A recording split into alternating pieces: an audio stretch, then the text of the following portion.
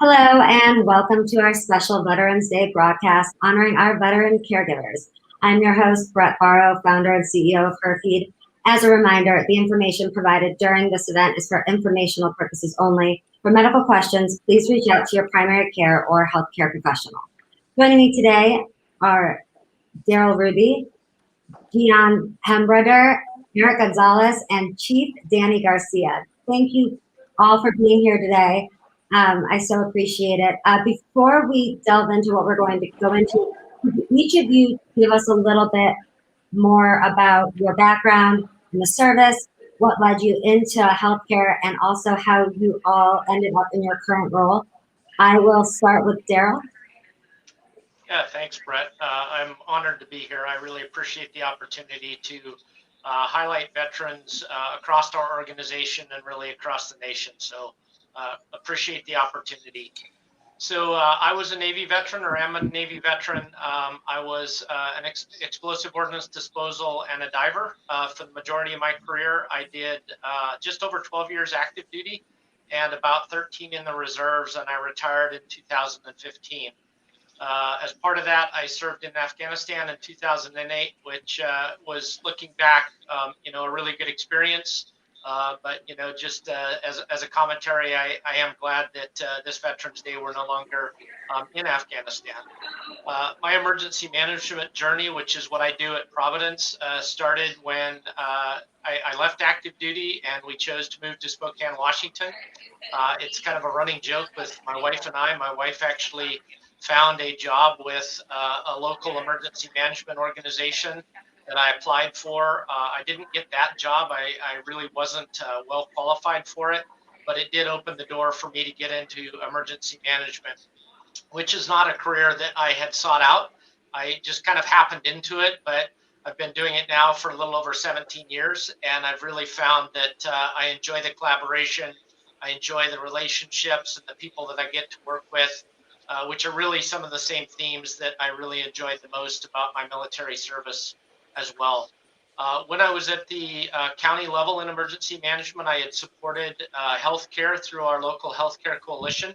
So I knew a little bit about healthcare and a little bit about Providence.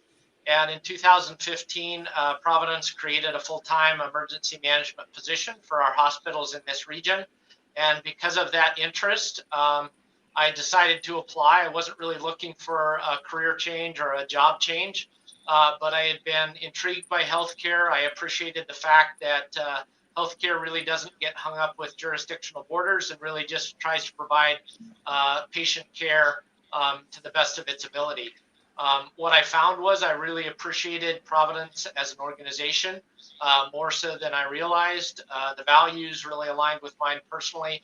And so I joined the organization in 2015 and have been doing it for just over 6 years. Wow, that's an incredible background that you have, and we so appreciate you being a part of this team. Ian, do you want to start next?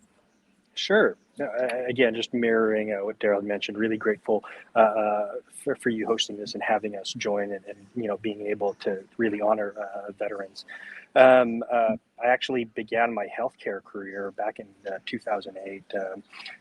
Funnily enough, back in 2004, I was going to go see a recruiter to try to enlist. My father was a pilot, my mom was a nurse, and I always thought I'd follow in my dad's footsteps. But as I was about to go see the recruiter, my mom asked me, essentially just begged me to try to go into nursing school, and I promised her I'd do that. So I did end up doing that, but always, with the goal of eventually being able to join the Air Force.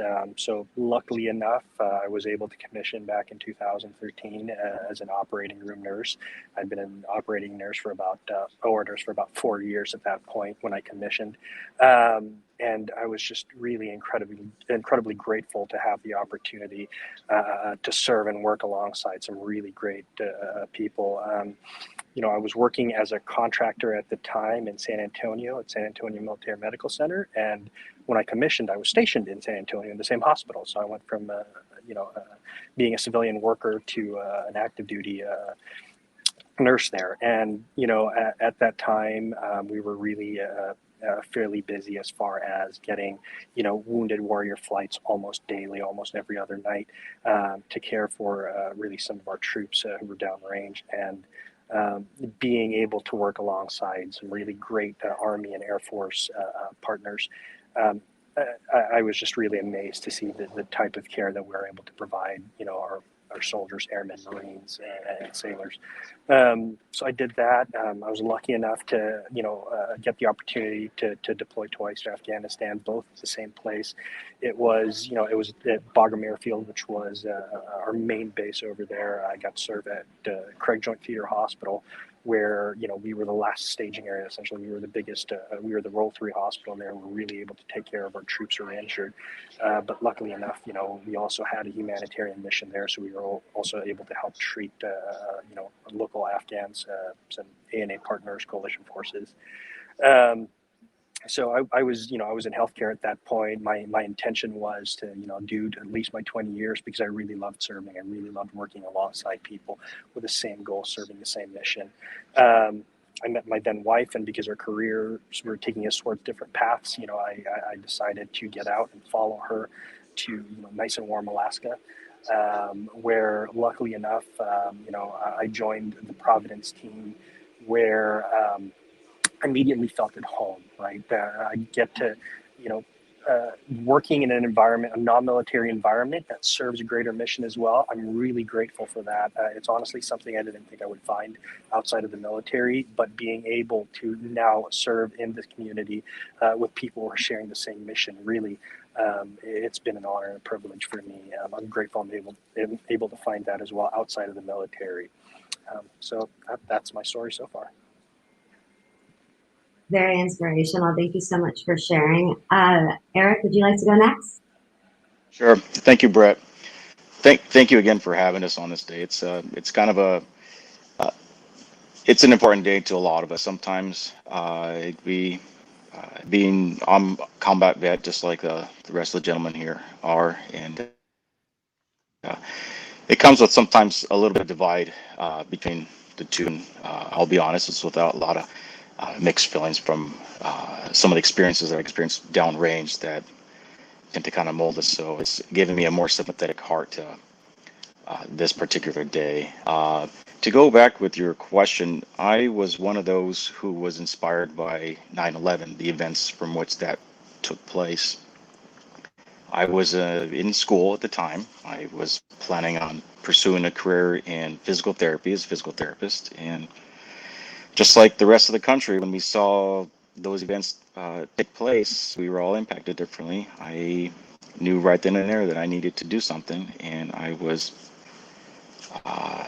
decided to withdraw my application from school and enlist in the Army at the time. And I enlisted in the medical career, as would soon take me on a journey that I wouldn't have ever expected. And those journeys have led me to Afghanistan. I've been to Iraq. And through that, the dynamics from both wars they're very different. And from the differences on them, they kind of shape and mold you into, in the healthcare, it's incredible the experiences from which you see and get to partake in. They really shape a foundation that you can either build upon or fall from. I chose to try to build a platform from this experience to try to carry it over into a civilian world, where I do work in the operating room at CalLec Regional Medical Center in Richland, Washington. I'm a surgical technologist there. The experiences from which I've seen have tried to really help me to fit a better dynamic and being a better provider for our patients and for my approach with healthcare in general. The dynamics of healthcare are it's a multifaceted field. It's really hard to kind of redirect your focus. And I have elected to focus more on people and sympathy, and how do I maintain that level of commitment I once had for my fellow veterans to people and patients. And so I decided to have more of a forward-looking mindset in my career choice, and I try to do the best I can to help create a team dynamic for my patients, my coworkers, my caregivers, everything. And so it's a really difficult the path from which it forms us. And I would have to say it's a continuous path from which I look forward to, but also there are some painful experiences from the past that tend to lead us to a direction that can create apprehension, but I try to embrace it and to bring it into more positive light, such as discussions like this, and to honoring our veterans and have open discussions about this, acknowledging one another and certain sacrifices. So again, I thank you for having me on this show. And we so appreciate you being here. Thank you again. And Danny, you want to tell us a little bit more about yourself? Absolutely. First and foremost, I want to say thank you, gentlemen, for your sacrifices to the country and what you did. Today is a very great day for all of us, and to be able to celebrate together is an honor. I joined the military 22 years ago. When I joined, I knew that I wanted to do something to help people. I wasn't sure that I wanted to be in the medical field, but when I approached the recruiting office and it was presented to me that I could become a Navy corpsman, and knowing the history of a Navy corpsman, I signed on the dotted line without any hesitation whatsoever. I knew that I would be working with the Marine Corps and maybe possibly going overseas. At that point, we weren't at war. So I started my career in San Diego at the Naval Medical Center, which was a definite blessing. It actually helped me solidify my skills in Navy medicine. And shortly after is when everything happened with 9/11. I didn't directly deploy to Iraq or Afghanistan, but shortly after that, I had gone to Guantanamo Bay, Cuba, where we were basically at a closure status. And we saw the base build up overnight due to the necessary means of building a detention facility. I did deploy to Iraq in 2005. I was in Fallujah, Iraq, shortly after the second push of Fallujah. I wasn't sure what to expect in Fallujah, but we did have a long, hard deployment there. After returning from Fallujah, I learned about something called independent duty corpsman. I wasn't sure what an independent duty corpsman was, and it's really hard to explain to the civilian world what we do. However, we act in the same capacity as a physician's assistant. We just don't have a degree that follows behind us. So we are set out to see our own patients, treat our own patients, and we may refer to a doc if we need. So shortly after I graduated IDC school, I deployed to Afghanistan. And I thought I was totally prepared to be a provider in Afghanistan for Marines. However, our mission was very much different when I deployed to Afghanistan in 2012. We were taking care of a local population. So I got to run a clinic in Afghanistan for local women and children. And at that point in my career, I thought, wow, this is the most fulfilling thing I've ever done. I feel like I'm doing good things for the world. However, today I would have to say what we're doing here at Sacred Heart and actually taking care of the nation who I've sworn to protect and defend is the most honorable thing that I've done. Being here with Joint Task Force and helping out Sacred Heart on this COVID mission, I think is the most rewarding thing that we've done today. And I think in my 22 years will be the most rewarding thing I'll ever do. Again, I want to say thank you guys for your service and thanks for having me on today. Thank you so much. And again, to all four of you, you guys are incredible. You're an inspiration, commendable. And I think I speak for everybody when I just say thank you for everything that you've done for all of us and also continue to do to help others. Now I want to sort of zero in though and ask you guys each a few more sort of direct questions. So I'm going to start with Darryl again. You've worked in the emergency department for quite a few years. Would you say that your time in the service prepared you specifically for that calling? And if so, how? Yeah, really great question.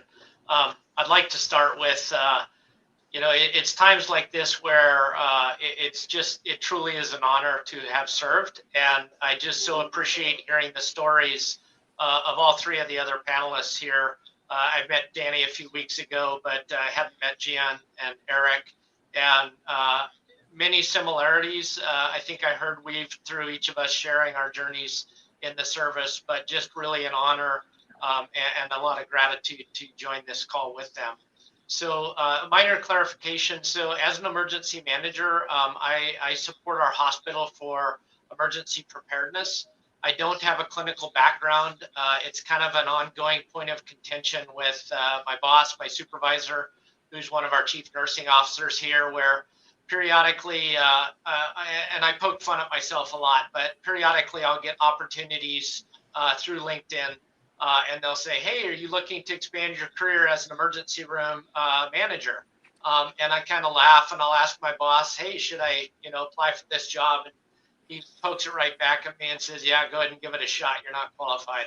But what I really love about my job as an emergency manager and what the military, I think, really prepared me well for, even though I had no idea when I started my military career or even in emergency management that I would end up at Providence and in a hospital, is that I really, the training I had in the military working with the small teams, a very diverse set of teams, really taught me that every single person's team contribution on the team matters.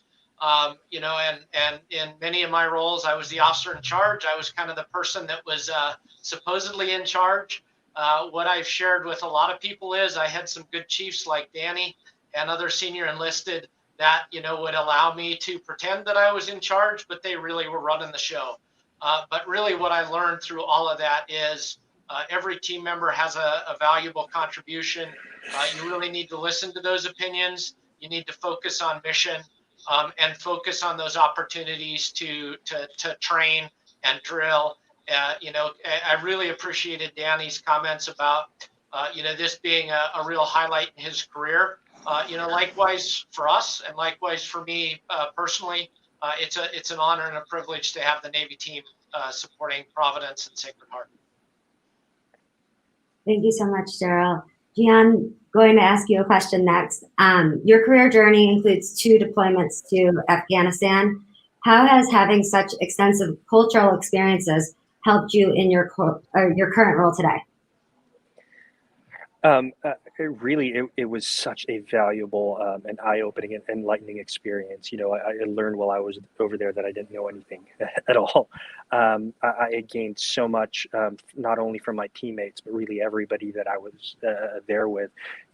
Having the chance to be over there and taking care of coalition troops, local Afghans, ANA partners, it really was a melting pot of sorts, right, in the hospital. While we were primarily composed of Americans, we had some British teams, we had some German teams operating with us in the operating room, and just being able to take care of all of these different nationalities was really such a great experience. Really learning how to tailor what you do and how you provide care on a patient by patient, case by case basis. That's really what helped me learn to be more flexible. In hindsight for me, at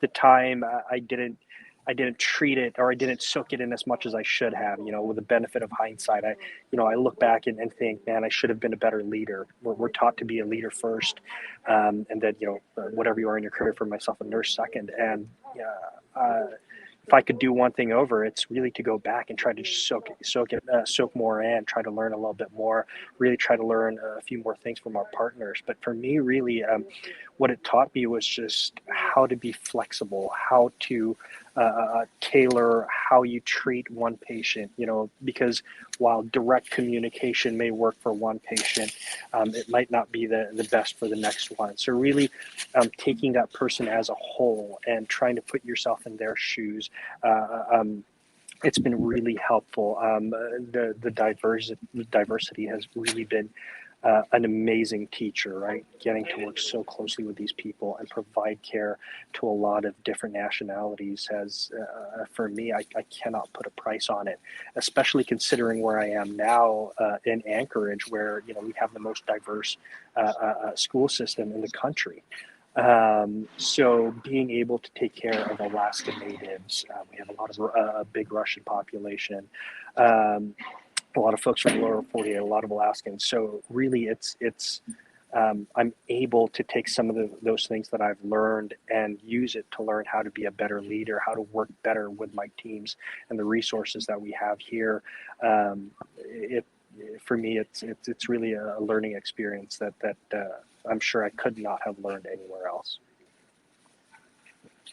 That's so incredible. Thank you for sharing that. Eric, you're up. An article from Outpatient Surgery magazine in 2019 told the story of how you are particularly supportive of patients in the hospital who have PTSD. How does your experience in the service help you to be supportive, and how do you go about caring for these patients? I appreciate the question, and I really do. Well, about that article. So what we do at our hospitals, we try to identify some of our veteran community for this conversation, those who do suffer from post-traumatic stress, and through that identification process, it's not a labeling process. It helps us to kind of formulate a better plan to help serve them to. It's a very stressful time for them before they have surgery, and so we collectively as a team thought about how we can try to mitigate some of the stress. But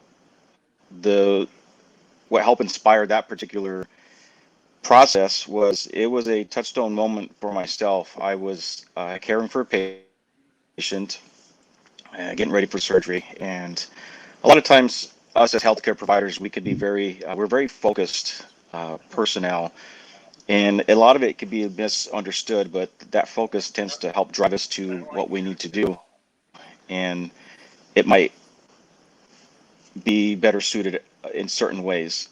So what I did notice when this patient came in, that they just had this certain look about them.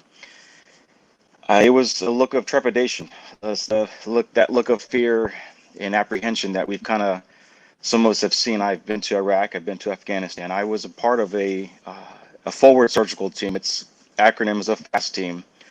What that is, it's a surgical element that provides medical care in the distant regions of the theater of combat, and we are the first lines of any kind of help or service that a wounded soldier or a civilian would probably see. Some of us are out on mission when it happens, and some of us we fly to retrieve the wounded. And so I saw this look on this patient's eyes that looked very familiar from what I have seen in the past. And so I kind of broke scrub and just started talking with them. And I asked the nurse there at the time that he was this by chance a veteran, and they didn't know. And so I just kind of through conversation was talking to him, and it so happened he was a veteran, and he was incredibly scared, rightfully so. It's an understandable situation.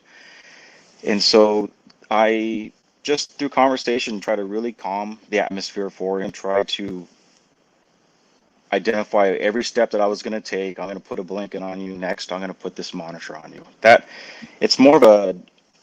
It's a step down from our typical pace. So we try to take more of a streamlined approach to that particular situation. And that helped relieve a lot of stress. And at that point, I used to carry around a flag with me, a little tiny that we have on our uniform. As you'll see, Danny probably has one on his. I carried my flag with me in my back pocket, and after that surgery, I put it on the patient's bed and kind of left it at that. Never thought anything of it, but that particular day really stuck with me. And it wasn't until a follow-up from that patient's family, they had commented about their loved one's experience, and I didn't realize how impactful it was to that individual. So it got me really thinking, what more can I do in my environment? How more can I continue to serve in? And I started thinking, wait a minute, my time's not over yet. We once served a higher purpose,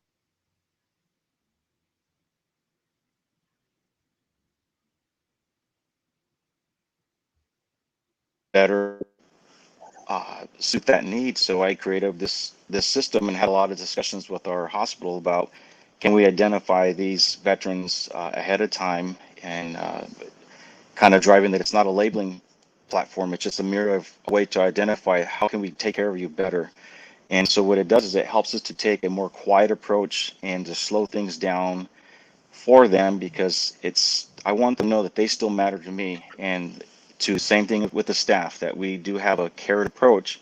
So it's more like taking an inverted approach to what we typically do. And so those experiences have really helped me to be more supportive in a healthcare that maybe typically wouldn't have otherwise have happened.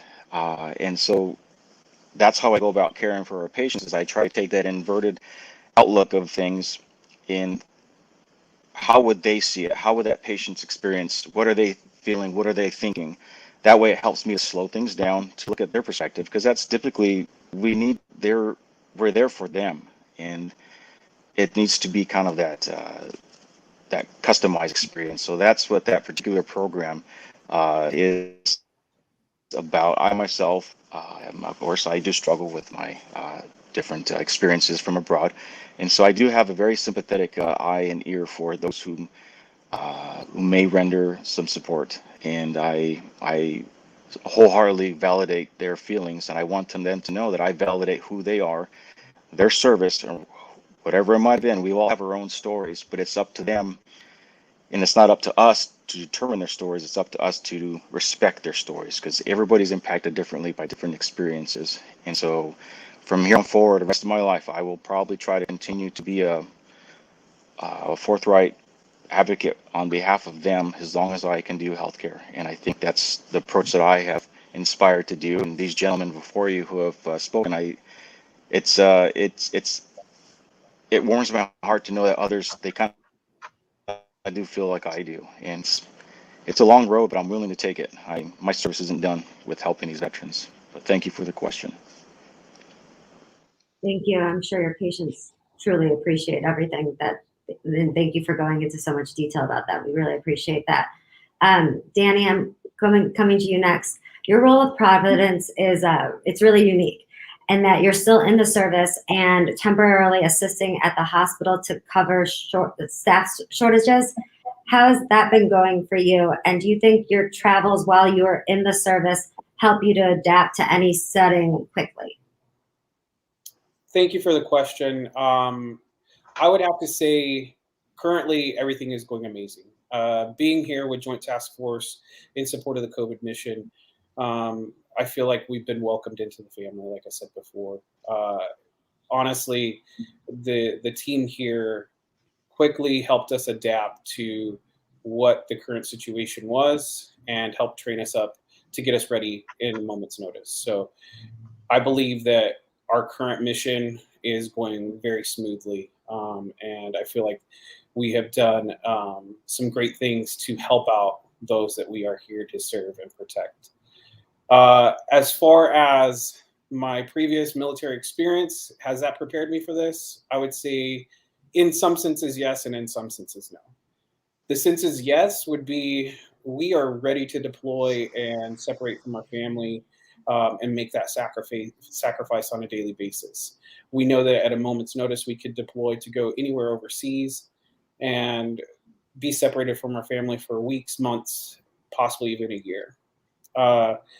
The part that we're really not prepared for is doing that within the United States. As an active duty sailor, soldier, airman, or Marine, we typically don't deploy within the United States.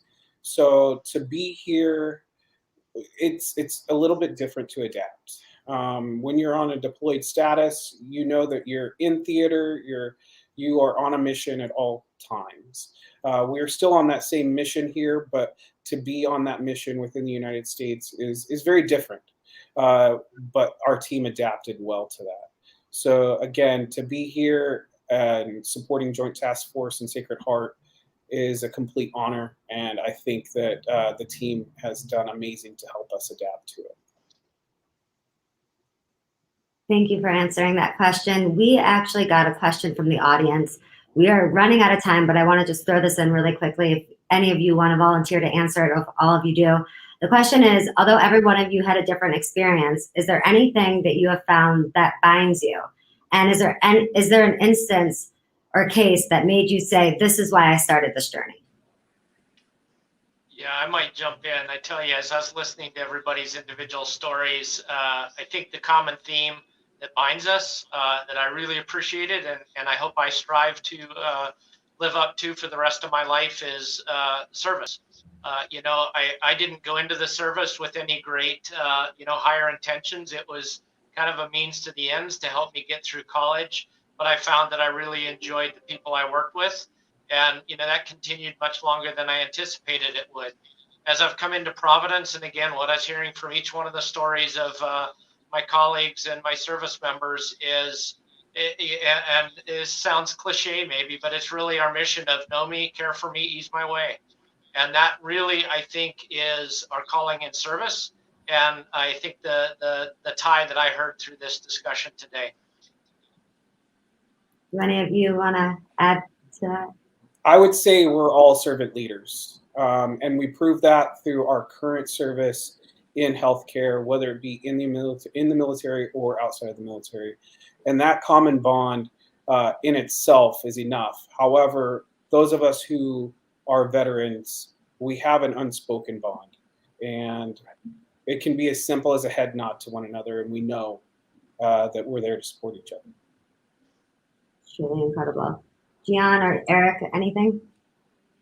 Just it's I can only describe it as love. It is pure love for one another and humanity to be better continuously, like it has been stated before, where I think that's what kind of propelled us to continually be better. Some are impacted differently, and some of us, we have another mission to do, and it's how do we continue that support for one another. And I think here we are doing this. So I think it's a wonderful question that you asked.